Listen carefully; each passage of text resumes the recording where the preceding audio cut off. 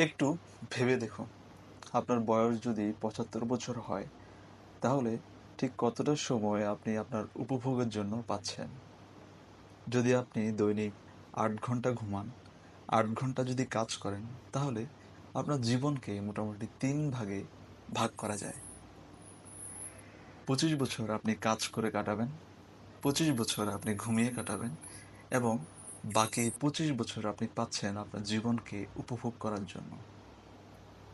জীবনকে উপভোগ করার জন্য ২৫ বছর খুব সামান্য সময়।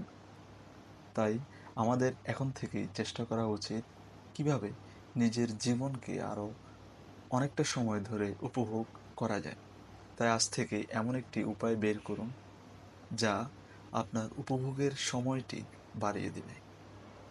লক্ষ্য হোক এমন একটি উপায় বের করা যেখানে আপনার টাকা আপনার হয়ে কাজ করবে।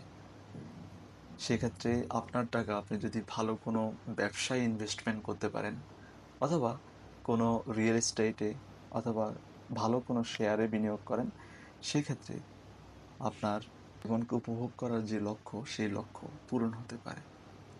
নিজের জন্য আয়ের উপায় বের করুন যা আপনাকে স্বাধীনতা দিবে নিজের জীবনকে উপভোগ করার জন্য। আপনার সময়, আপনার জীবন আপনার নিয়ন্ত্রণে আনুন। আজই শুরু করুন। ধন্যবাদ।